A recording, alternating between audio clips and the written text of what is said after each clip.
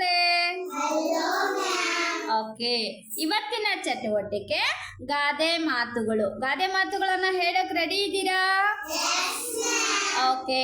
ಕೈ ಕೆಸರಾದರೆ ದಿನಕ್ಕೊಂದು ಸೇಬು. ಸೇ ಲೌಡ್ಲಿ, ಜಾಸ್ತಿ ಕೇಳಿಸ್ಕೋ.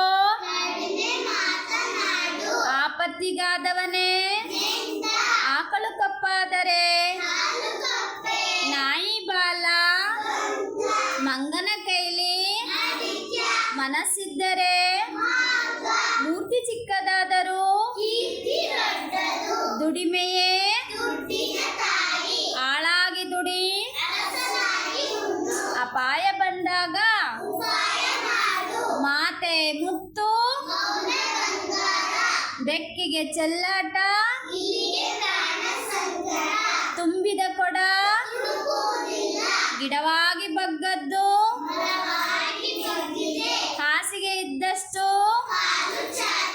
ಬೆಳ್ಳಗೆ ಇರೋದಲ್ಲ. ಸತ್ಯಕ್ಕೆ ಸಾವಿಲ್ಲ, ಅಗ್ಗದ ಆನೆ